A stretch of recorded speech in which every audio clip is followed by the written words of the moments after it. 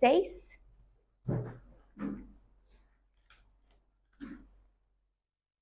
Juan 16, del 1 al 15. Juan 16. Juan 16, del 1 al 15. Y quiero que alguien lo tenga en NTV para ir comparando las versiones. La semana pasada fue una semana que solo el Señor sabe. Y dentro de todo eso, que por el humo a mí me agarran mis alergias terribles. Y termino yendo a casa de mi mamá. Y a casa de mi mamá ser hija, digamos, ¿no? De que me da un tecito de no sé qué, digamos, ¿no? Y en la casa de mi mamá estaban, así, mi familia, ¿no? Mis hermanas, mi mamá. Y tuvimos que tener una conversación bien difícil, porque yo iba súper alérgica, no me aguantaba con nada, estaba con fiebre, todo, a que mi madre me cuide. Y ahí están mi familia en la mesa y me dicen, tenemos que hablar. Y yo como ya me sentía físicamente, para mí fue como, ya no molesten, digamos, ¿no? Pero justo pasa eso, y empiezan a lanzarme, así, un montón, en su cariño de familia, de querer corregir y ver las cosas, ¿no? Y entiendo que a ellos les preocupa el hecho de que nosotros estemos como misioneros a tiempo completo. Entonces, eso fue lo difícil de la conversación, ¿no? Mi hermana diciendo como, pero a mí me preocupa de qué están viviendo y los alquileres y no sé qué, pero me empezaron a ofuscar. Y en todo eso me puse triste porque era como que, Señor, estoy enfermo, o sea, me duele el cuerpo y no quiero tener esta conversación. Pero en medio de todo era necesario tenerla porque ellas no sabían nada acerca de lo que el Señor habló en mi vida. Entonces fue así, feísimo. Pero me quedé yo con eso, no, el Señor dio tanta sabiduría de que yo me quedé callada, pero durante la semana yo pensaba, ¿no? ¿Por qué esto no es justo? Steffi me manda un mensaje ese mismo día en la noche de, mi mamá me acaba de decir esto, lo mismo que me acaban de decir mis hermanas, ¿no? Y yo, ay, en serio, Señor, ¿qué? ¿Para qué va esto? ¿Por qué pasa esto, no?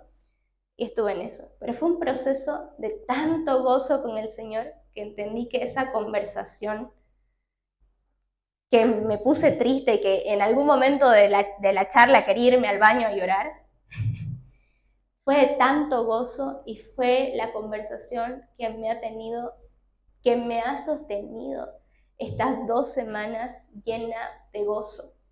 Y fue por lo que el Señor me regaló a través de esa conversación. Y quiero compartírselos hoy, ¿no?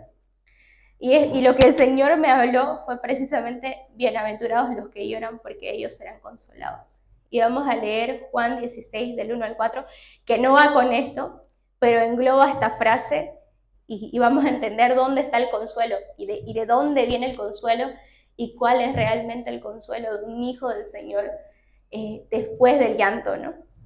Entonces, en el Juan 16, del 1 al 4, vamos a leer primero, lo vamos a ir dividiendo por partes. Esta partecita del 1 al 4 la vamos a llamar Jesús prepara a los discípulos para la persecución. ¿Lo podés leer en NTV? Claro, dice, les he dicho estas cosas para que no abandonen su fe. Los expulsarán de las sinagogas y llegará el tiempo en que quienes los maten pensarán que están haciendo un servicio santo para Dios. Eso se debe a que nunca han conocido ni al Padre ni a mí. Les digo estas cosas ahora para que cuando sucedan recuerden mi advertencia. No las mencioné antes porque todavía iba a estar un tiempo más con ustedes. Hasta ahí nomás. En el contexto, ¿no? Jesús estaba preparando a los discípulos, ya los discípulos estaban con la noticia de que Jesús los iba a abandonar, ¿no? Pongámoslo entre comillas. Y ahora les dice lo que va a venir. Y las noticias no son tan alegres, ¿no? Porque primero les dice, los van a expulsar de la sinagoga, ¿ok? Pero ahí viene, y aún viene la hora, cuando cualquiera que los mate pensará que que rinde servicio a Dios. Entonces, los discípulos están con todo este proceso de haber caminado 3 años con su maestro y ahora tienen que acostumbrarse a estar sin él. Entonces hay un momento de duelo en sus corazones, ¿no? Un duelo humano de dejar de caminar con alguien físicamente. Y el Señor les dice, sí, eso, pero los van a expulsar de la sinagoga. Ah, y no solo eso, los van a matar. Y esas personas que los maten van a creer que están rindiendo servicio a Dios al matarlos. Así. Y de alguna manera aquí se está profetizando acerca de Pablo, ¿no? Que Pablo termina siendo, y lo estuvimos estudiando hace unos martes, termina siendo un discípulo, pero en su proceso él sentía que servía a Dios al asesinar discípulos. Y ahí habla de esto, no iban a haber personas que van a pensar que su servicio de celo, de justicia, va a ser matarlo.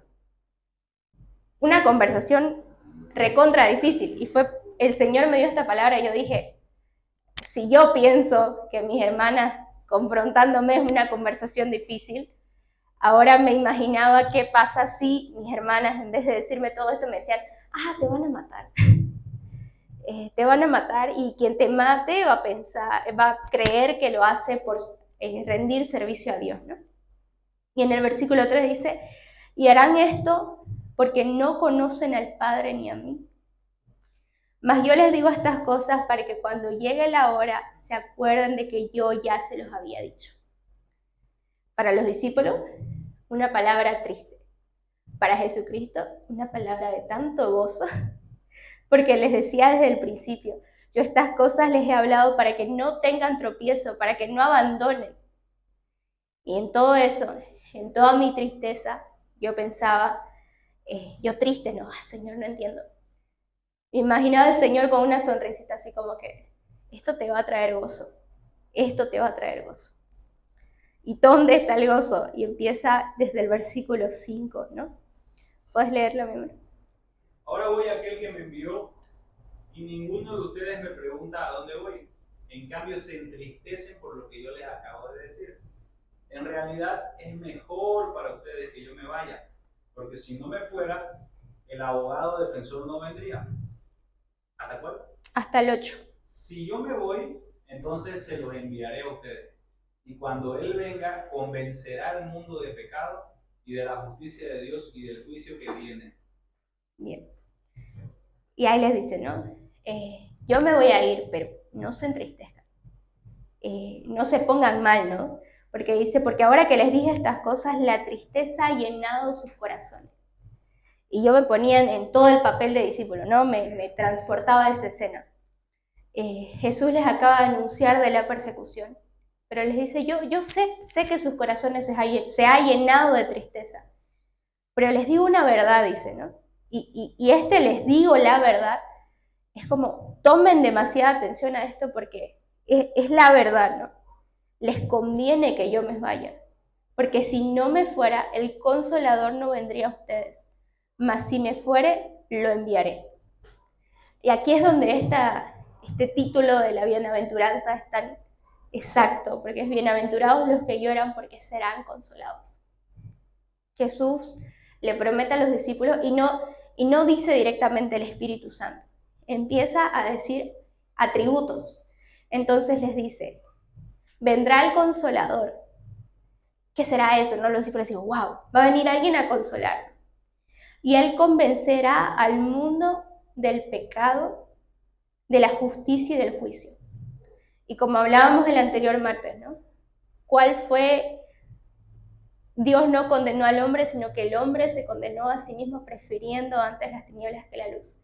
Y aquí lo vuelve a repetir, ¿no? Y dice, el pecado del cual el Espíritu Santo va a convencer a los hombres es de que ellos no creyeron en mí. De justicia, por cuanto voy al Padre y no me van a ver más. Y de juicio, por cuanto el príncipe de este mundo ya ha sido juzgado. Y les lanza toda esta palabra llena de gozo, ¿no? Va a venir el Consolador. Y no solo eso, este Consolador va a convencer al mundo de su pecado. Y no solamente eso, ¿no? Sino que este Consolador va a convencer al mundo de que la justicia de Dios ya ha sido pagada. Y siguiendo, ¿no? Aún tengo muchas cosas que decirles, pero ahora no las pueden sobrellevar. Y era tal cual la semana pasada, ¿no? Yo me imaginaba al Señor mirándome con una sonrisita así, vas a tener gozo de todo esto. Pero ahora no lo puedes sobrellevar. Llora, que tu corazón se aflija un rato. Y viene el versículo 13 y dice: porque cuando venga el Espíritu de verdad, Él los va a guiar a toda la verdad. Y sigue dando argumentos, ¿no? Los va a consolar, va a convencer al mundo de su pecado, les va a guiar hacia la verdad. Ahora no tienen que estar como maestro. Este Espíritu Santo que va a venir a ustedes les va a convencer de la verdad. Porque no hablará por su propia cuenta, sino hablará de todo lo que oyere y les hará saber las cosas que habrán de venir. Aquí refiriéndose a que este Espíritu que va a venir habla de las cosas que oye del Padre y de las cosas que oye de Jesús, ¿no? Entonces diciéndole a ellos, no, esto no es extraño, es como si yo mismo estuviera hablando con ustedes, ¿no? Él simplemente va a hablar de lo que está escuchando. Y Él me glorificará, porque tomará de lo mío y se los hará saber. Y se me hacía tan lindo, un consuelo tan hermoso para los discípulos, porque era como, vivan su duelo, físicamente no voy a estar. Pero lo que va a venir trae tanto gozo, porque voy a ser yo, pero instruyéndolos, y van a hacer cosas. Y ahí dice en el versículo 15, ¿no? Todo lo que tiene el Padre es mío. Por eso dije que tomará de lo mío y se los hará saber. Y todo este mes he estado con Hechos. Y es tan hermoso leer la vida de los discípulos en Hechos. Y a veces me encontraba estudiándolo muy técnicamente, ¿no? Como en total cuántas personas se convirtieron y cuánto porcentaje de la población significaba eso, etc. Pero no le había dado tanto espacio a realmente la magnitud del gozo que había en los discípulos de creer, de saber y vivir esta verdad, ¿no? Jesús les dice, les conviene que yo me vaya porque viene algo mejor. Y ellos se quedaron con esa promesa, fue una promesa para ellos, viene algo mejor. Y ahora vámonos a Hechos capítulo 2. Hechos. Capítulo 2. Y no vamos a ponernos a interpretarlo, sino más a ver el gozo de los discípulos en esta parte, que dice la venida del Espíritu Santo. Y si alguien lo puede leer del versículo 1 al 5 en NTV, por favor. El día de Pentecostés, todos los creyentes estaban reunidos en el mismo lugar.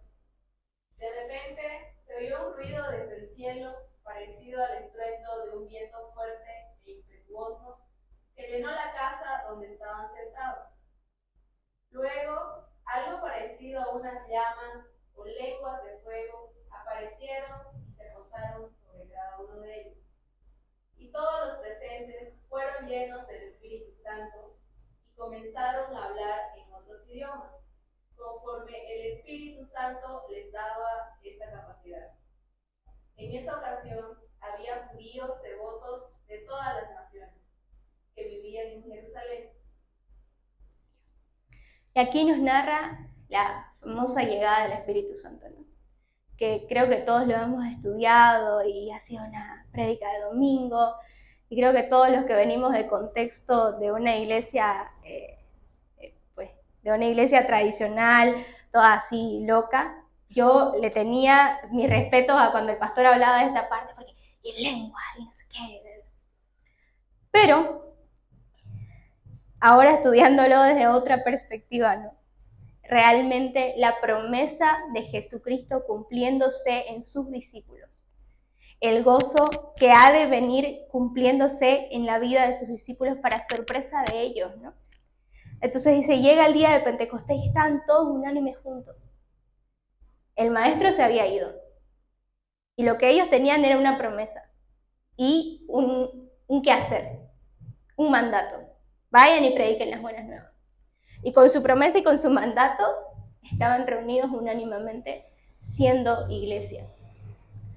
Y cuando me quiero complicar a veces y pienso en lo difícil que es hacer iglesia y lo difícil que es ser misionero y entro en toda esta pensadera, ¿La iglesia primitiva realmente necesitó de toda esta pensadera? ¿O solamente tomaron su mandato, su promesa, y se reunían unánimemente a hacer lo que el maestro les había dejado por hacer? Envían las buenas nuevas. Y solo tenían eso. Y en toda esta conversación con mi familia era justo eso. En oración con el Señor, ahí es donde viene el gozo en mi corazón. Señor, ¿cómo respondo a esto, no? Preguntas así como, ¿tu seguro médico? No, ahora que estás casada, no sé qué, así, ¿no? Cosas técnicas. Y yo le decía al Señor en mi oración, Señor, solo sé que una vez me hablaste y te obedecí. Y es lo único que tengo de contraargumento. Lo único. Por encima del seguro médico, por encima de si cuadran los números. La única certeza que tengo. Una vez me llamaste, te escuché, desde entonces no he dejado de escucharte, y es mi cartelito con el que salgo al mundo. Y leer esto de la iglesia primitiva es hermoso. Porque no era más que agarrar estas dos cosas y seguir. Y si estaban reunidos, siendo iglesia, haciendo iglesia. Y ahí viene la llegada del Espíritu Santo, ¿no? Y de repente vino del cielo un estruendo como de viento recio, que soplaba, el cual llenó toda la casa donde estaban sentados. Y se le aparecieron lenguas repartidas como de fuego, asentándose sobre cada uno de ellos. Y fueron llenos del Espíritu Santo y comenzaron a hablar en otras lenguas, según el Espíritu les daba que hablasen. Y siempre me imaginé esta escena, ¿no? Hermoso. Reunidos unánimemente con su promesa. Y ellos sabían, y Jesucristo les había dicho, yo les voy a mandar al Consolador. Y ahí llega, ¿no?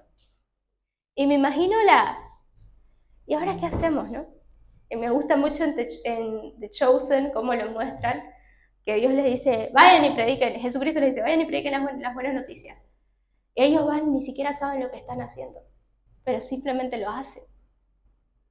Y yo no sé si alguna vez les ha pasado con el Señor, pero es una sensación tan linda, y a mí me pasa bastante en los viajes misioneros. Mi inglés en la ciudad, ahí va. Mi inglés en el barco, fluidísimo, como si fuese gringa. Y cada vez que vuelvo a la ciudad intento practicarlo más y digo, ¿por qué no me sale como allá? Y me meto a clases, me meto a estudiar y no sé qué. No sale como allá, ¿no? Y cuando estoy allá me dicen, ay, oye, pero qué buen inglés que tenés, no sé qué. Y me halagan los gringos. Y digo, no sé lo que estoy haciendo, pero Luco es genial haciéndolo, ¿no? Pero simplemente pasa. Y me imagino justamente a los discípulos así, ¿no? Vayan y sanen enfermos. Iban y sanaban enfermos. ¿Cómo sanó un enfermo? Simplemente el Señor instruyendo. Y ahora, como si estuviésemos en este cuartito, de repente viene este viento recio, las llamas, y todos empiezan a hablar en lenguas distintas. ¿Cómo? Simplemente tenían la promesa del Señor y lo estaban haciendo. No más pensadera. Moraban en ese entonces en Jerusalén judíos, varones piadosos de todas las naciones bajo el cielo. Y hecho este estruendo, se juntó a la multitud y estaban confusos porque cada uno les oía hablar en su propia lengua. Entonces habían extranjeros, ¿no? Y estas personas empiezan a hablar en distintas lenguas. Entonces me imagino que había ¿no? Una persona de otro idioma y escuchas, entiendo lo que este tipo está diciendo. Va y empiezan a juntarse, ¿no? Pero algunos se juntan de curiosidad a glorificar a Dios y otro de acusación, y aquí lo vamos a leer, ¿no? Y estaban atónitos y maravillados diciendo, miran, ¿no son galileos todos estos que hablan? ¿De dónde sacaron esas lenguas, no? ¿Cómo pues les oímos nosotros hablar cada uno nuestra lengua en la que hemos nacido?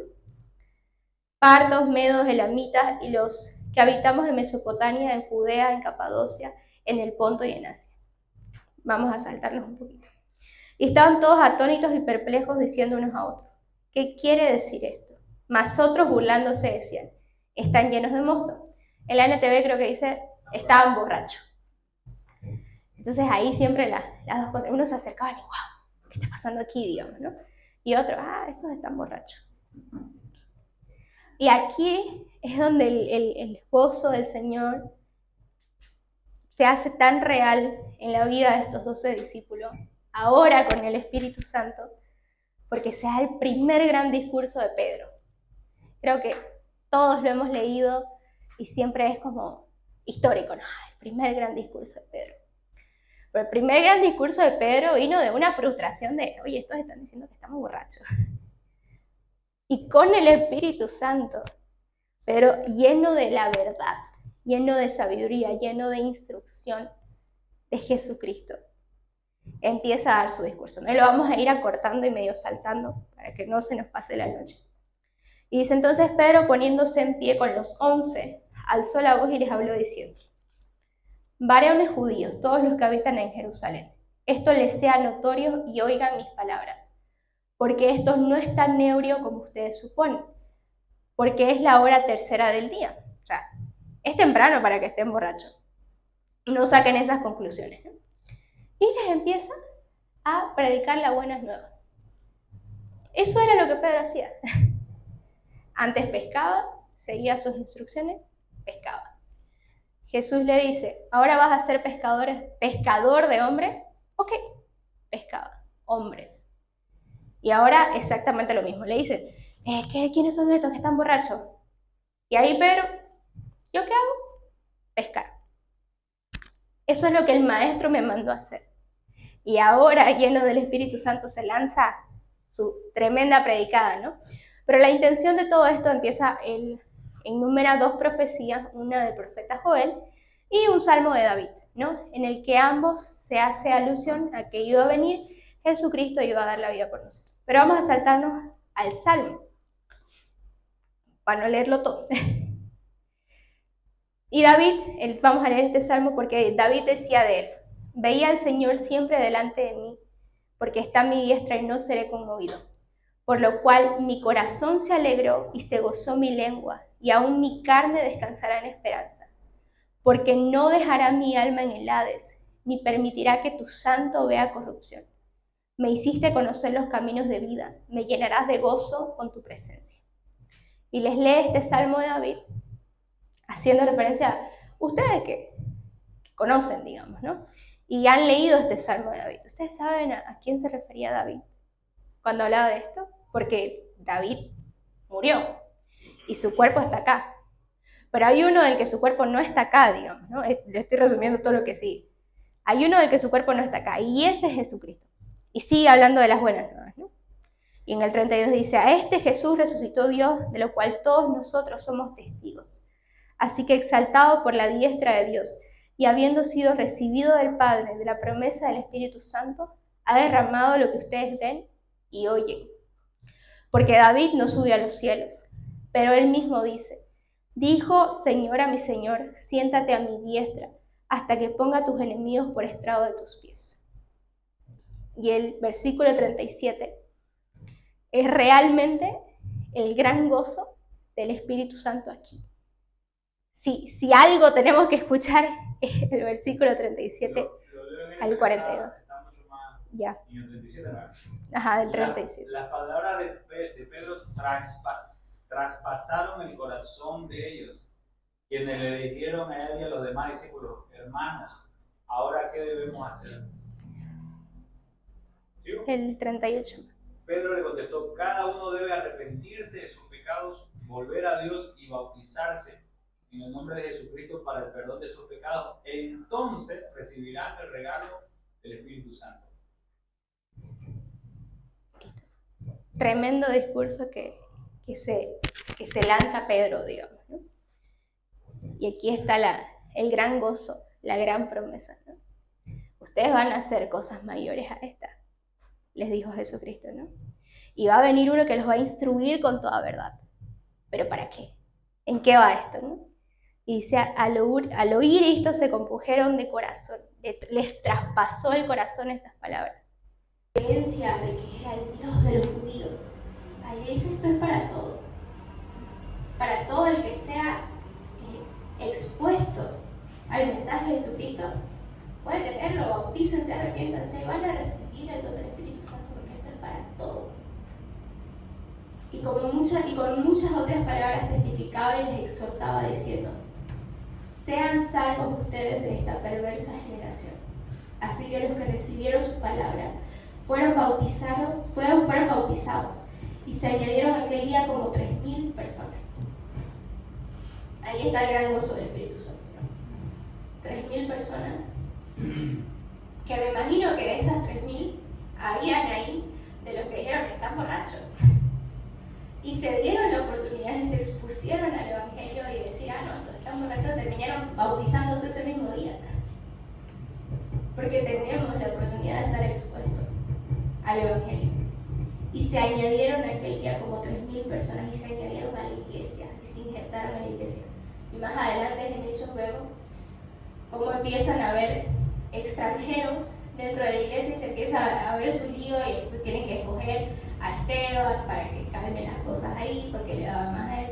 Pero el mensaje maravilloso de todo esto son las 3,000 personas que ese día se bautizaron por una promesa, por una sola promesa, y perseveraban en la doctrina de los apóstoles, en la comunión los unos con los otros, en el repartimiento del pan y en las oraciones. Y sigamos hasta el 43. Y esto quiero que así simplemente lo lean, y si tienen su Biblia lo lean. Y sobrevino temor a toda persona, y muchas maravillas y señales eran hechas por los apóstoles. El gozo del Espíritu Santo. Y todos los que habían creído estaban juntos y tenían en común todas las cosas. Y vendían sus propiedades y sus bienes y los repartían a todos según la necesidad de cada uno. Y perseverando unánimes cada día en el templo, partiendo el pan en las casas, comían juntos con alegría y sencillez de corazón, alabando a Dios y teniendo favor con todo el pueblo. Y el Señor añadía cada día a la iglesia a los que habían de ser salvos. ¿Qué le pasa a la iglesia? ¿Dónde está la iglesia? Y cuando yo leía esto y le hacía mi oración al Señor de solo te oí una vez, obedecí tu voz, estoy aquí, no tengo más respuesta, Señor, solo que me hablas cada día y nos mandaste a hacer iglesia. Aquí, estar al frente de mi iglesia. Y tiene tantas complicaciones. Pero es mi única certeza. Y yo le decía al Señor, es mi única certeza. No sé qué viene mañana, porque me llenaban, y si tenés un hijo, ¿qué vas a hacer? Señor, solo tengo eso. Solo tengo eso. Y leer Hechos 2. Y quiero que todos tengamos esto. Perseveraban unánimes cada día en el templo, partiendo el pan en las casas, comían juntos con alegría y sencillez de corazón. El Señor decía eso. Ahí está el gozo. Y ayer iba editando el video de los bautizos, ¿no? Y veía la sonrisa de las personas que se iban bautizando. Y yo me reía y decía, mira, qué alegre que sea esta persona, mira, qué bonita esta escena. Y yo estaba gozándome editando ese video. Y cuando lo terminé lo miré 3 veces de vuelta, de ver la sonrisa de aquellos que se bautizaron. Y decir, que no importa si no tengo más respuesta. El Señor nos llamó una vez. Recibimos su llamado. Si estamos aquí, escuchamos su llamado. Nos llamó una vez. Es lo único que tenemos. Hicimos caso. O estamos haciendo caso. Día a día. O intentamos. Porque a veces hay días que no lo logramos. Pero estamos en ello. Obedecimos. Y el mayor gozo que nos puede dar es ser iglesia. El mayor gozo que pudo haber en el corazón de Pedro, porque hubo una promesa, ¿no? Va a venir el Espíritu Santo, ¿okay? Pero también van a ser perseguidos y van a morir, y se los digo antesito, van a ser perseguidos y los van a matar. Pero yo no veo que ellos se nos van a matar, y se encerraron, nos van a matar. Aquí dice no. Comían juntos con alegría y sencillez de corazón, alabando a Dios y teniendo favor con todo el pueblo. Ahí está el gran regalo, ¿no? Simplemente el gozo de ser iglesia, ser sencillos de corazón. y hablábamos con Brenda que toda la semana, algo que oraba constantemente era por una canción que escuché y que se me quedó tan marcada, era alma mía no dejes de adorar, alma mía no dejes de adorar. Y me imagino a los discípulos sabiendo, porque así como sabían que el Espíritu Santo iba a venir, sabiendo que los iban a matar, alababan a Dios, compartían la mesa.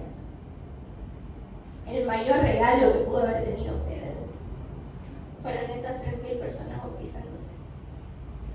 El mayor regalo. Imitar a su maestro. Simplemente imitar a su maestro. Poder dar un discurso, el primer discurso de Pedro y 3.000 personas, ese día añadiéndose a la iglesia. Y aquí va una gran promesa y responsabilidad para nosotros. Y el Señor añadía cada día a la iglesia los que habían de ser salvos. El Señor los añade. Pero ¿quiénes somos los que tenemos que pescar? El Señor los va a añadir. Tenemos que estar lanzando redes. Dice que Manoli menciona muchas veces de cuando él pescaba en el barco y no sacaba nada. Pero yo lo viví más de cerca, porque durante todas esas horas que Manoli estuvo pescando y sin sacar nada, yo estaba sentadita en la cocina sin saber qué hacer. Porque yo había intentado pescar y le fregué la caña al gringo. Y ahí yo dije, no, esto es carísimo, no me meto más para allá. Entonces yo avergonzada, todas esas horas que Manoli estuvo intentando pescar, que me quedé en la mesa, sin saber qué hacer. Y fueron horas y horas. Y yo estaba brava todavía, porque sigue intentando, digamos, quiero ir a tomar una siesta, digamos, ¿no? Y Manoli seguía ahí, a solas, y yo iba y le subía bloqueador. Iba y ponete tu camisa, no sé qué.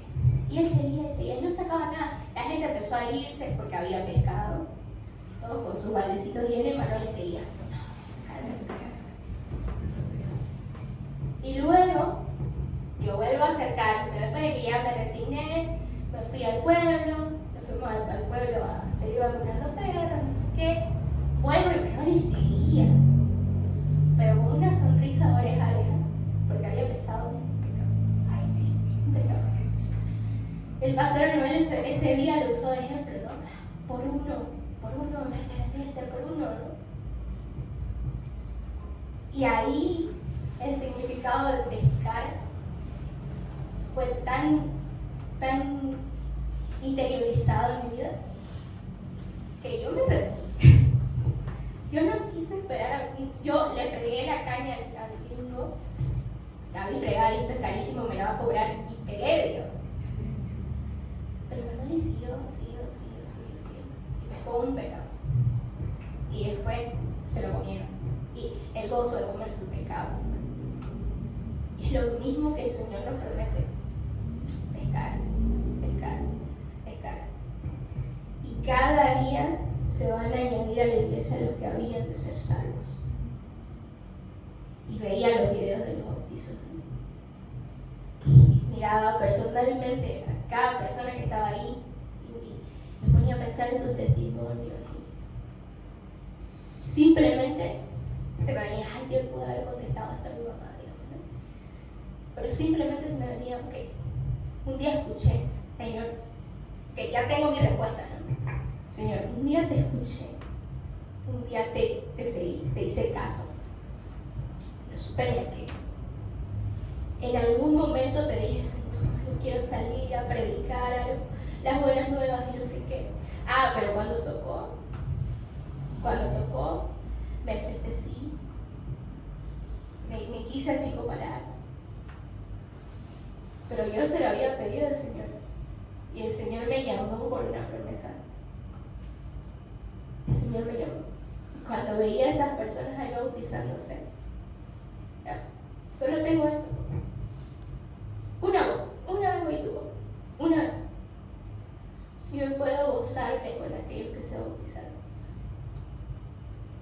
Y cada día se van a ir añadiendo a la iglesia los que habían de ser salvos. Solamente eso. Y ese día Pedro tenía una instrucción.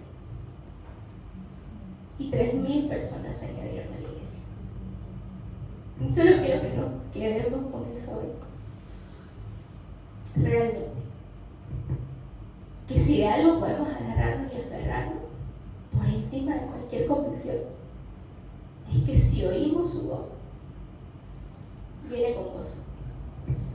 Justamente le ponía bienaventurados a los que lloran, porque ellos serán consolados. Y nuestro gran consuelo es la persona que está al lado de nosotros. Y nuestro gran consuelo es la persona con la que vamos a hablar mañana. También es nuestro gran reto. Y también es lo que más tiene que volarnos la cabeza. Oremos.